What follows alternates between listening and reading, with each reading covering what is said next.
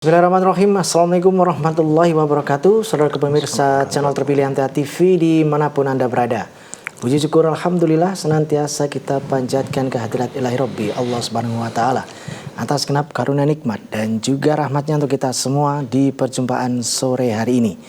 Kita jumpa kembali di program unggulan Risalah Mudzakarah dan Alhamdulillah sudah hadir Ustadz Dr. Andes Sukardi MSI yang nanti akan melanjutkan pelajaran sekaligus memberikan pencerahan untuk kita semua di kesempatan sore kali ini. Assalamualaikum warahmatullahi wabarakatuh, Ustaz. Waalaikumsalam warahmatullahi wabarakatuh, Pak Tommy. Kabar baik dan sehat sore ini, Ustaz? Alhamdulillah, nikmat Allah. Baik. Alhamdulillah. Dan pemirsa nanti bisa bergabung bersama kami di line telepon 02716793.000. SMS ataupun di WA kami di 08 11 255 3000. Segera kita simak pelajaran kita sore hari ini. Silakan, Ustaz. Assalamualaikum warahmatullahi wabarakatuh. Innal hamdalillah nahmaduhu wa nasta'inuhu wa nastaghfiruh wa na'udzu billahi min sururi anfusina wa min sayyiati a'malina. May yahdihillahu fala mudhillalah wa may yudlil fala hadiyalah. Asyhadu an la ilaha illallah wahdahu la syarikalah wa asyhadu anna Muhammadan abduhu wa rasuluh la nabiyya ba'dah. Allahumma sholli ala Muhammad nabiyyina Muhammadin wa ala alihi wa man tabi'ahum ila yaumiddin. Wallahu ta'ala fi kitabihil karim. A'udzu billahi minasyaitonir rajim. Wa idza khuyitum bi tahiyatin fahayyu bi ahsana minha aw rudduha innallaha kana ala kulli shay'in hasiba. Dan apabila kamu dihormati dengan suatu salam atau penghormatan, maka balaslah penghormatan itu dengan yang lebih baik, atau balaslah penghormatan itu yang sepadan dengannya. Sungguh Allah memperhitungkan segala sesuatu. Al-Quran surat An-Nisa ayat 86. Pemirsa Risalah Mudzakarah dimanapun berada, alhamdulillah seluruh kenikmatan yang Allah karuniakan bisa kita syukuri dengan cara kita pergunakan di jalan yang Allah ridhoi. Perkenankan pada sore hari ini kami menyampaikan terkait dengan berjabat tangan ketika bertemu. Salah satu dari keindahan ajaran Islam adalah mengajarkan kepada setiap pemeluknya untuk mengucapkan salam ketika bertemu dengan saudaranya sesama mukmin. Kemudian berjabat tangan.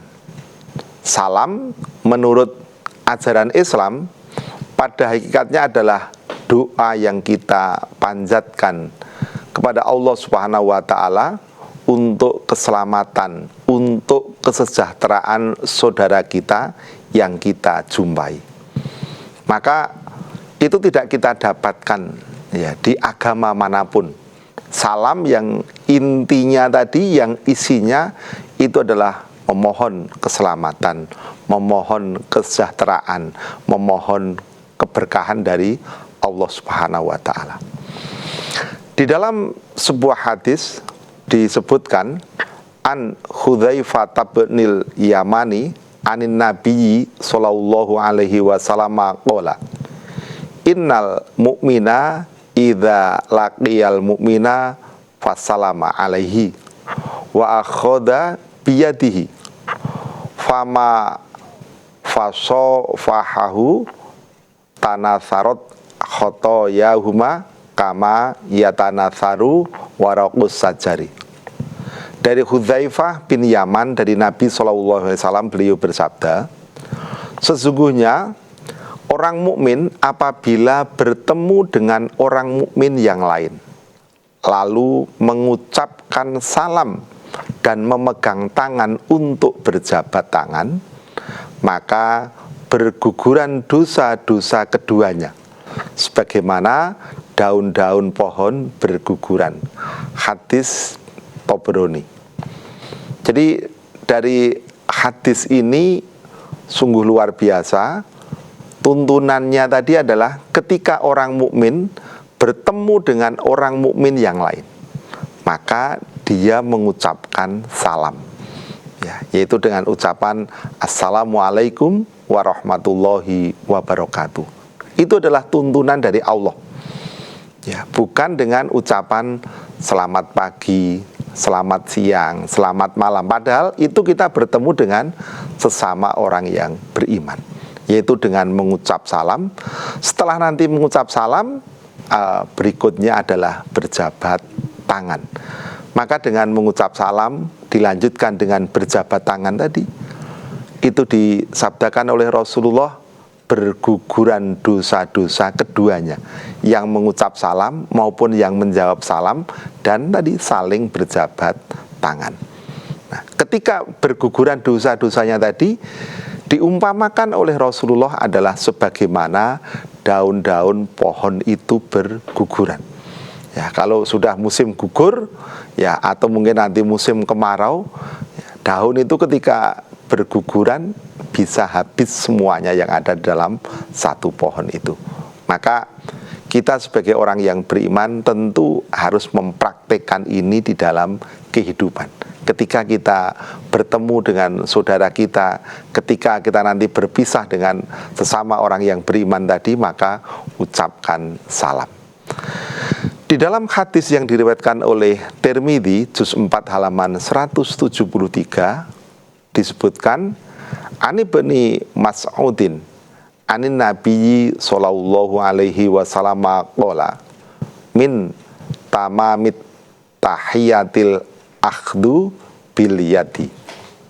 Dari Ibnu Mas'ud, dari Nabi sallallahu alaihi wasallam, beliau bersabda, dari sempurnanya penghormatan ialah memegang tangan atau berjabat tangan. Ya, itulah sempurnanya penghormatan. Jadi tidak hanya mengucap salam, tetapi berjabat tangan.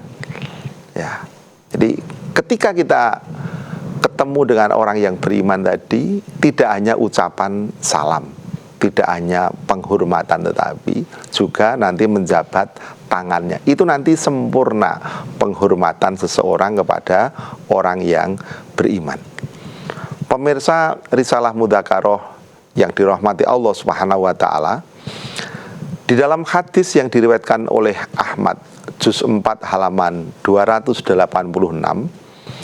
An Anas bin Malikin an Rasulillahi sallallahu alaihi wasallam qala ma min muslimaini iltaqoya fa akhadha ahaduhuma biyadi sahibihi illa kana haqqan 'alallahi an yahdura du'aahuma wala yufarriqu baina aidihima hatta yaghfira lahuma. Dari Anas bin Malik, dari Rasulullah sallallahu alaihi wasallam, beliau bersabda, tidaklah dua orang Islam bertemu lalu salah seorang memegang tangan kawannya, yaitu berjabat tangan, kecuali Allah pasti mengabulkan doa mereka, dan tidaklah melepas tangan mereka berdua sehingga Allah mengampuni mereka. Dari hadis ini, ya, melebihi hadis yang diriwayatkan oleh Tabrani tadi. Ya, yang diriwayatkan oleh Tabrani tadi, ketika mengucap salam kemudian berjabat tangan, itu nanti kan dosa-dosa keduanya tadi berguguran. Nah, di hadis yang diriwayatkan oleh Ahmad ini, ketika sesama orang yang beriman tadi itu bertemu kemudian nanti memegang tangan, berjabat tangan, maka tadi Allah yang pertama itu akan mengabulkan doanya. Ya. Jadi dengan kita tadi berjabat tangan sesama orang yang beriman tadi, doa kita akan dikabulkan oleh Allah Subhanahu wa taala. Kemudian yang kedua adalah mengampuni kesalahan atau dosa mereka. Ya, jadi dengan mengamalkan sunnah tadi, ya, mengucap salam kemudian berjabat tangan tadi, itu ada dua kebaikan. Yang pertama, kita adalah akan dikabulkan doa permohonan kita. Yang kedua, ya Allah akan mengampuni kesalahan kita. Betapa bahagia menjadi orang yang beriman. Maka jangan pernah kita mengecilkan, jangan pernah kita menganggap remeh kaitannya dengan ucapan salam. Sekali lagi, itu bukan ya kebiasaan orang Arab. Itu adalah memang tuntunan di dalam agama Islam. Jadi orang Islam dimanapun berada, di bumi belahan bumi manapun, itu tuntunan salamnya sama. Ya, sama-sama Assalamualaikum atau Assalamualaikum warahmatullah, atau yang lebih lengkap adalah Assalamualaikum warahmatullahi wabarakatuh. Kemudian ketika sudah itu diucapkan, menjabat tangannya. Ya. Di dalam hadis yang lain, ya, yang diriwayatkan oleh Al-Bazzar, an Abi Hurairah anan Nabiyya sallallahu alaihi wasallam laqiya Hudzaifata fa'aroda an yusafihahu fatanaha Hudzaifatu faqala inni kuntu junuban faqala innal muslima idza safaha akhahu tahattat khotoya huma kama yatahattu waraqus sajari. Dari Abu Hurairah bahwasanya Nabi SAW bertemu dengan Hudzaifah. Lalu beliau ingin menjabat tangan Hudzaifah tadi. Nah, Hudzaifah menjauh dan berkata, sesungguhnya aku sedang junub. Ya, jadi Hudzaifah tadi mau dijabat tangannya oleh Rasulullah, itu Hudzaifah menjauh. Mengapa? Karena Hudzaifah tadi sedang junub, belum mandi besar. Maka beliau bersabda, sesungguhnya orang Islam itu apabila berjabat tangan dengan saudaranya, saudaranya berarti sesama orang yang beriman, sama orang Islam tadi, dosa-dosa keduanya berguguran sebagaimana daun-daun pohon berguguran. Jadi tidak ada penghalang ketika seseorang tadi sedang hadas kecil, hadas besar, ya, sedang junub tadi, untuk berjabat tangan itu tidak ada penghalang. Tetap ya dituntunkan berjabat tangan. Ya, jadi belum mandi tidak masalah. Atau mungkin yang lain, ketika mungkin habis dari kamar mandi tangan basah. Ya, itu terkadang kan ada orang mau menjabat tangan, ya dia beralasan mohon maaf tangannya basah. Tidak masalah gitu ya. Tangannya basah itu tetap menjabat tangan saudaranya atau menerima uluran tangan dari saudaranya kemudian kita menjabat tangannya, itu tidak masalah. Jadi jangan ada rasa ya tidak enak kepada saudaranya karena tangannya basah. Apalagi kalau dalam hadis tadi seseorang tadi sedang junub kemudian tidak mau menjabat tangan saudaranya. Bahkan itu tadi Hudzaifah tadi menghindarnya itu dengan uluran tangan Rasulullah. Ya, karena apa? Takut Hudzaifah tadi wong sedang junub, mosok berjabat tangan. Ternyata itu tidak masalah. Itu diperkenankan di dalam tuntunan agama. Pemirsa MTA TV dimanapun berada, di dalam hadis yang diriwayatkan oleh Bukhari itu ada satu pertanyaan yang luar biasa. An Qatadah qala qultu li Anasin akanatil musafahatu fi ashabin Nabi sallallahu alaihi wasallam qala na'am. Dari Qatadah ia berkata, aku bertanya kepada Anas. Ya, jadi Anas bin Malik ini sejak kecil itu kan memang diminta oleh ibunya Ummu Sulaim itu kan menghadap Rasulullah agar Anas bin Malik itu bisa melayani Rasulullah. Maka tadi Qatadah tadi itu bertanya kepada Anas bin Malik karena memang mengetahui dengan persis bagaimana Rasulullah, bagaimana para sahabat saat itu. Maka pertanyaannya adalah, apakah dahulu para sahabat Nabi SAW saling bersalaman? Maka Anas menjawab, iya. Ya, jadi antara sahabat satu dengan sahabat yang lain itu saling berjabat tangan, saling bersalaman. Karena apa? Karena akan menggugurkan dosa-dosanya, kemudian akan diampuni, ya, akan dikabulkan doanya. Ya, luar biasa kan, berarti gitu. Di dalam hadis yang lain, ya, manfaat dari jabat tangan ini nanti disebutkan di sini adalah An atau ibni Abi Muslimin Abdillahil Khurasani qala Rasulullah sallallahu alaihi wasallam tasafahu yadhabil ghillu wa tahadau tahabbu wa tadhabis sahna. Dari Atha bin Abu Muslim Abdullah Al-Khurasani, ia berkata, Rasulullah Shallallahu Alaihi Wasallam bersabda, berjabat tanganlah kalian, niscaya kedengkian dan permusuhan akan hilang. Dan saling memberi hadiahlah kalian, niscaya kalian saling mencintai dan hilanglah kebencian. Jadi dengan menjabat tangan saudara kita tadi, ya, akhirnya yang pertama adalah kedengkian itu akan hilang. Ya, jadi rasa tidak suka kepada orang lain, ya, itu nanti akan hilang. Permusuhan juga akan hilang. Luar biasa berarti. Ya, oleh karenanya tuntunan salam ini harus kita amalkan, harus kita praktekkan. Tidak hanya ketika kita muda, ketika kita sudah tua. Bahkan nanti antara orang tua dengan anak juga berjabat tangan semuanya.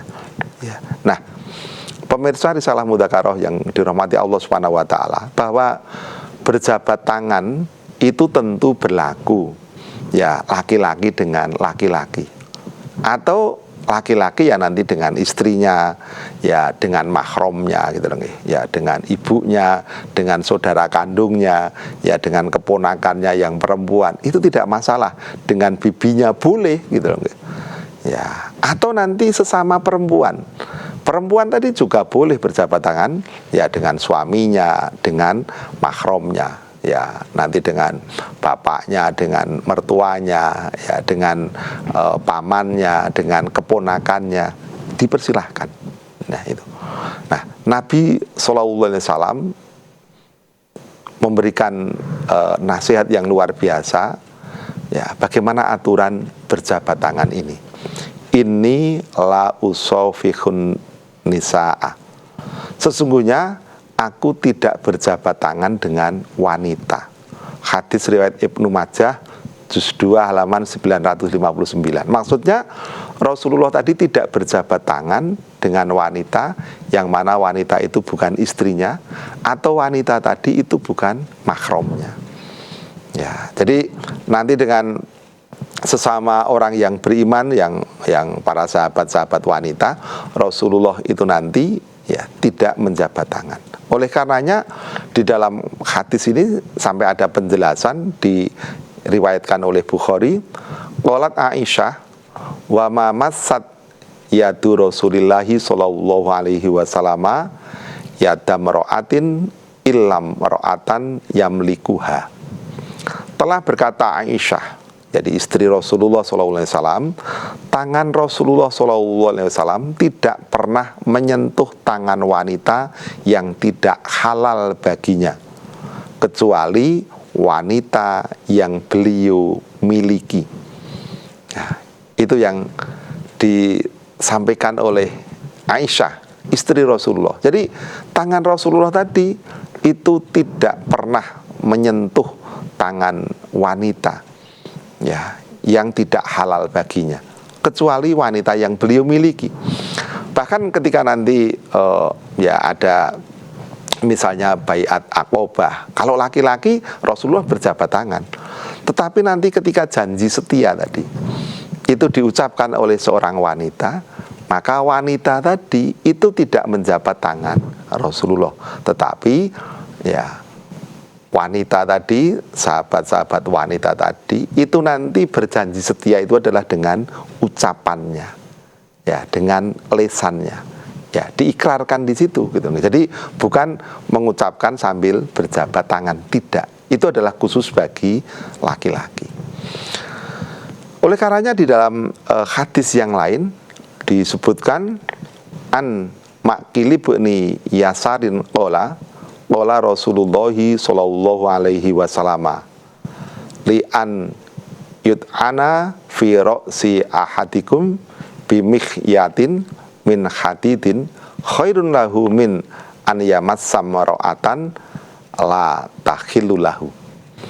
Dari Maqil bin Yasar, ia berkata, Rasulullah SAW bersabda, ditikam seseorang di antara kalian di kepalanya dengan jarum dari besi adalah lebih baik daripada ia menyentuh seorang wanita yang tidak halal baginya.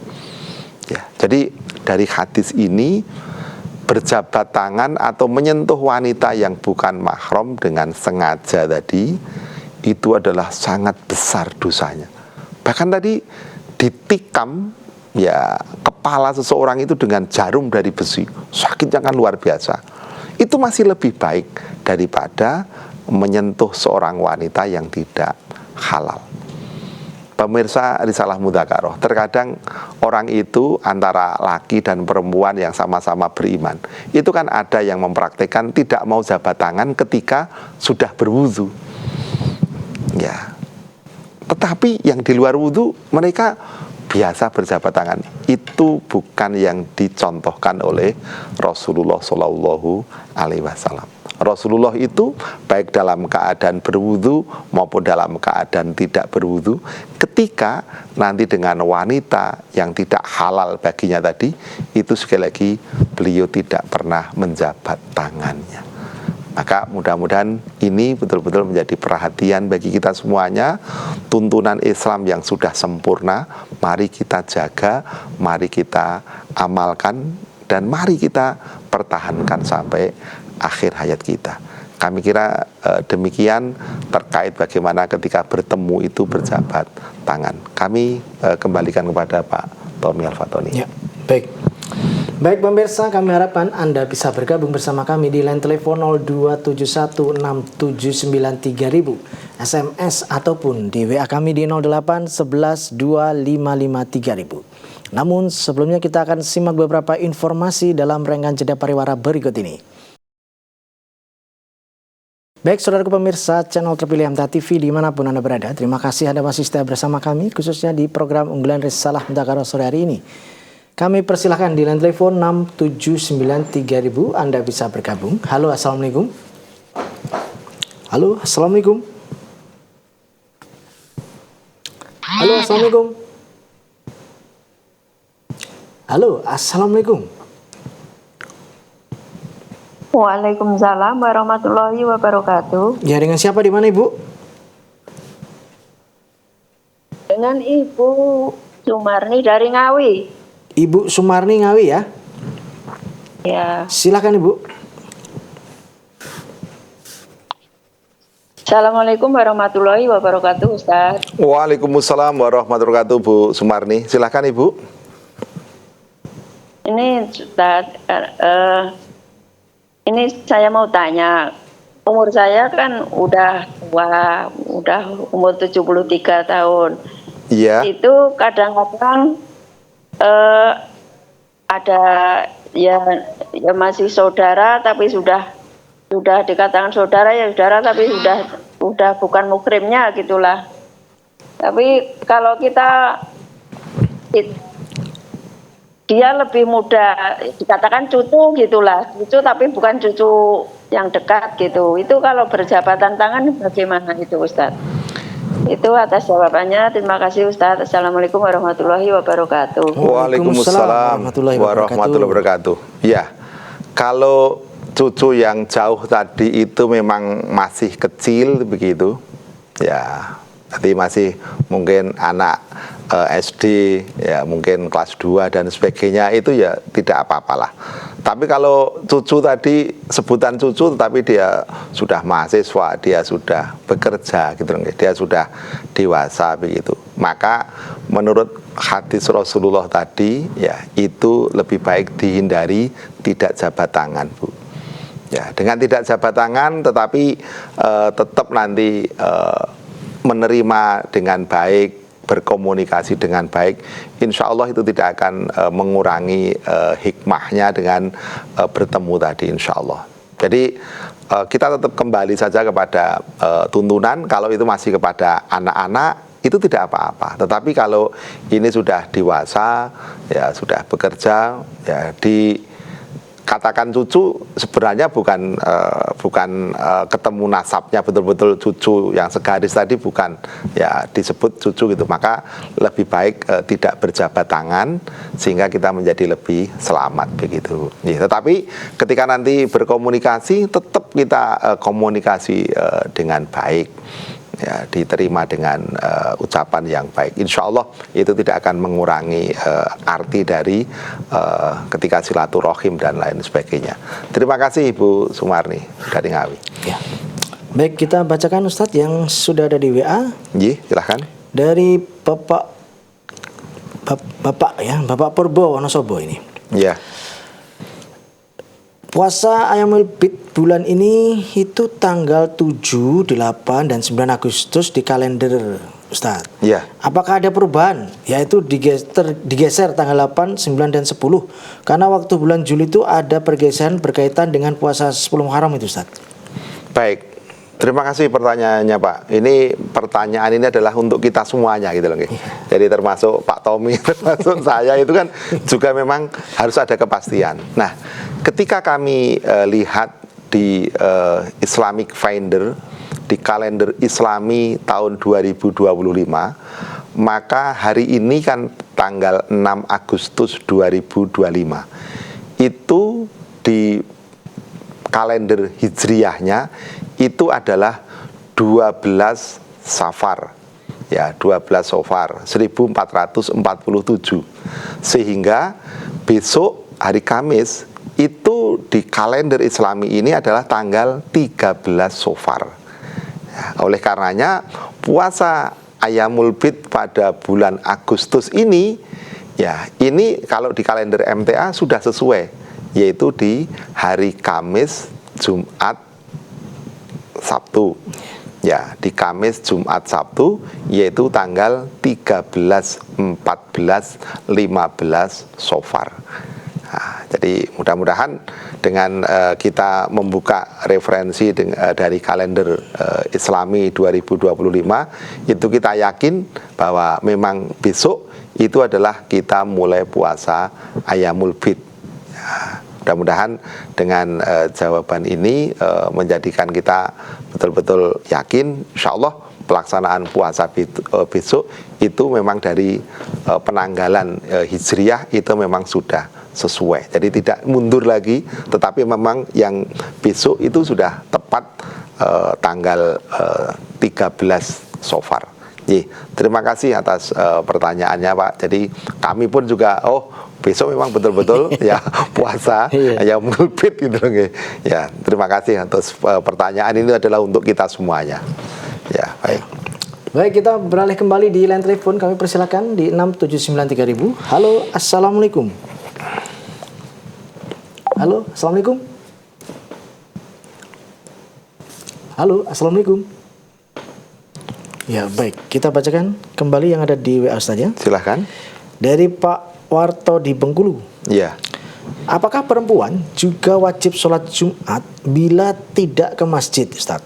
Dan bagaimana cara mengerjakannya? Jika ada dalilnya mohon dibacakan, Ustaz. Baik. Di surat Al-Jum'ah ayat 9 itu adalah dalil secara umum untuk orang yang beriman. A'udzubillahi minasyaitonirrajim. Ya ayyuhalladzina amanu idza nudiya lis-sholati min yaumil jumu'ati fas'au ila dzikrillahi wa dzarul bai' dzalikum khairul lakum in kuntum ta'lamun.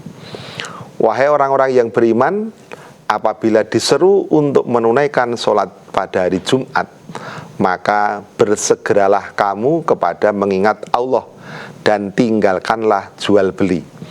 Yang demikian itu lebih baik bagimu jika kamu mengetahui. Jadi seruan untuk sholat Jumat itu adalah kepada orang yang beriman, baik laki-laki maupun perempuan. Ya, kemudian terkait dengan wanita, itu memang ada satu hadis khusus. An-Thariq ibni Sihabin anin Nabi sallallahu alaihi wasallam qala al-jumu'atu haqqun wajibun ala kulli muslimin fi jama'atin illa arba'atan. Abdun mamlukun awi mar'atun au sobiyun au maridun. Dari Thariq bin Syihab dari Nabi sallallahu alaihi wasallam, beliau bersabda, sholat Jumat sungguh wajib bagi tiap-tiap orang Islam dengan berjamaah, kecuali 4 golongan. 4 golongan itu adalah yang pertama budak. Ya, sekarang sudah tidak ada perbudakan. Yang kedua adalah perempuan atau wanita tadi. Kemudian yang ketiga adalah anak kecil. Yang keempat adalah orang sakit.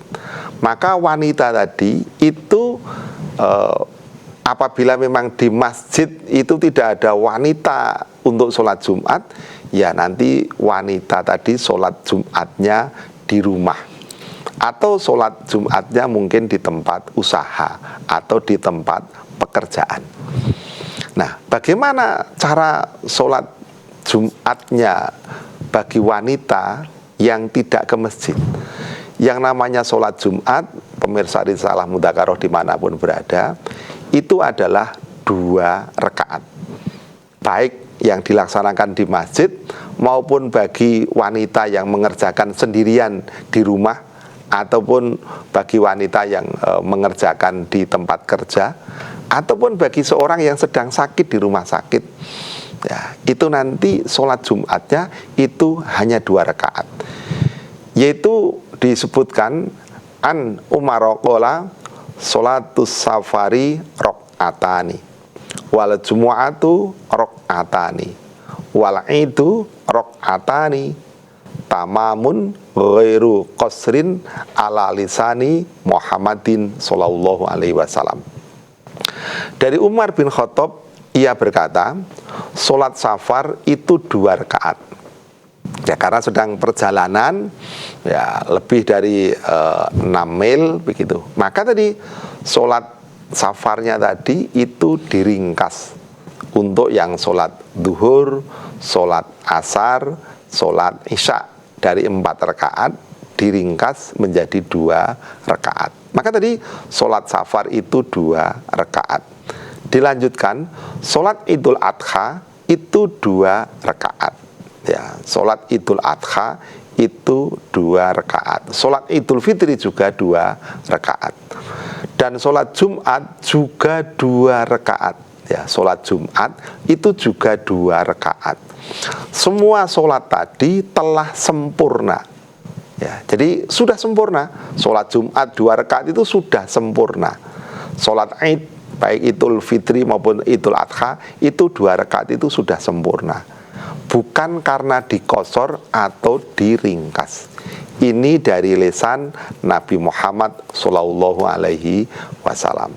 Oleh karenanya wanita yang tidak sholat Jumat ke masjid tadi tetap melaksanakan sholat Jumat di rumah 2 rakaat, dan disunahkan sebelum nanti melaksanakan sholat Jumat tadi itu untuk mandi besar dahulu.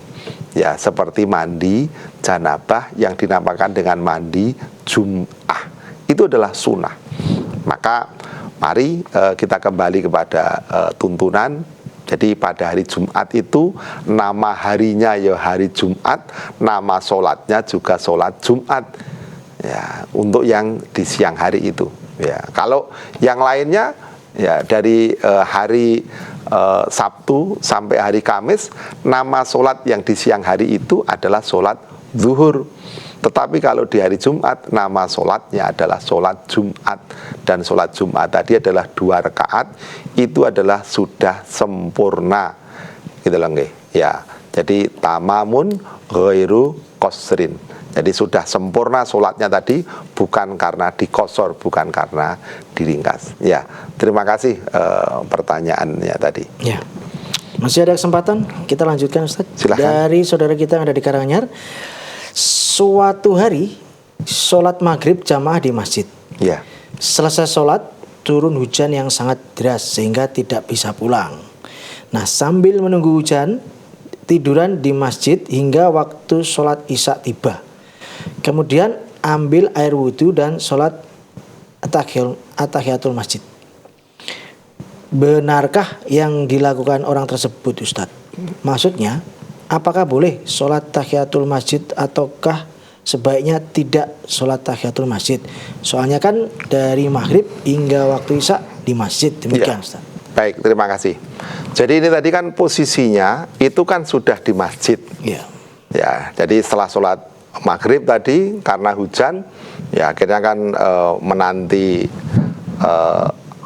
akhirnya belum reda hujannya, akhirnya kan tetap di masjid. Nah, ketika di masjid tadi sambil tiduran, kemudian setelah itu kan berwudu. Maka selesai berwudu, tadi ketika nanti masuk masjid tidak perlu sholat tahiyatul masjid, karena memang sudah berada di masjid. Nah, apa yang dikerjakan? Maka lebih baik kalau mau mengerjakan ya sholat tohur, sholat 2 rakaat sesudah wudu. Itu diperkenankan malahan. Tetapi kalau sholat tahiyatul masjid tadi, itu sudah dengan nanti sholat tohur 2 rakaat itu sudah boleh duduk di masjid. Atau nanti ketika selesai adzan, ya selesai adzan nanti sholat sunnah 2 rakaat. Karena nanti antara adzan dengan iqomah itu ada sholat sunnah bagi siapa yang mau. Oleh karenanya tidak perlu sholat tahiyatul masjid, karena memang aslinya tadi itu sudah berada di dalam masjid. Berbeda kalau tadi kan dari rumah, kemudian atau mungkin orang dari perjalanan kemudian singgah di masjid, ya masuk ke masjid, ya sholat 2 rakaat sebelum duduk, ya itu. Kalaupun sebenarnya itu tadi sudah masuk waktu isya, ya kemudian orang yang perjalanan tadi langsung sholat 2 rakaat karena memang sudah selesai adzan, ya itu sudah benar. Tetapi karena ini tadi sudah berada di dalam masjid, maka yang dikerjakan lebih baik itu tadi adalah sholat tohur. Ya, sholat yang dulu dipraktekkan oleh sahabat Bilal, yang mana dengan sholat itu menjadikan Rasulullah itu menanyakan kepada Bilal, wahai Bilal, amalan apa yang kamu kerjakan sehingga aku mendengar suara terumpahmu di surga? Ini yang menanya adalah Rasulullah SAW. Yang ditanya adalah Bilal. Dahulu ini adalah budak, ya, yang dibeli oleh ya sahabat Abu Bakar As-Siddiq. Nah, Bilal tadi sebagai orang yang bekas budak, ya penghasilannya juga pas-pasan, itu adalah berusaha untuk dekat kepada Allah. Ya, sehingga ketika ditanya oleh Rasulullah tadi, ya Rasulullah, kami tidak punya amalan apapun kecuali baik itu nanti di siang maupun malam sesudah kami berwudu, baik di siang hari maupun malam hari. Nah, setelah wudu tadi kami sholat 2 rakaat. Ya, itulah yang dinamakan dengan ya sholat tohur tadi. Maka dengan sholat tohur ya 2 rakaat sesudah berwudu tadi, baik itu di rumah maupun berwudunya tadi karena sudah memang berada di masjid, ya kemudian berwudu di nanti tempat wudu masjid, masuk ke masjid sholat tohur itu diperkenankan 2 rakaat. Ya, jadi menurut kami yang dikerjakan lebih baik adalah sholat tohur. Dengan sudah mengerjakan sholat tohur tadi, maka sudah boleh duduk ya di masjid. Mudah-mudahan hal ini bisa menjawab pertanyaan tadi. Jadi tidak perlu ragu lagi. Jadi bukan mengerjakan sholat tahiyatul masjid, tetapi sholat tohur. Saya kira demikian. Terima kasih. Ya. Baik Ustaz, kami sampaikan terima kasih atas pelajaran dan bimbingannya di kesempatan sore ini. Kita nantikan pelajaran berikutnya insya Allah, Ustaz. Insya Allah, Pak Tommy. Assalamualaikum warahmatullahi wabarakatuh. Waalaikumsalam warahmatullahi wabarakatuh. Baik saudaraku pemirsa channel terpilih Anta TV di manapun Anda berada. Demikian tadi telah kita simak dan ikuti bersama program unggulan Risalah Mudzakarah sore hari ini. Kita jumpa kembali di kesempatan mendatang. Saya Tomel Fatuni pamit undur. Alhamdulillahirabbil alamin. Subhanakallahumma wa bihamdika asyhadu an la ilaha illa anta astaghfiruka wa atubu ilaik. Assalamualaikum warahmatullahi wabarakatuh. Waalaikumsalam.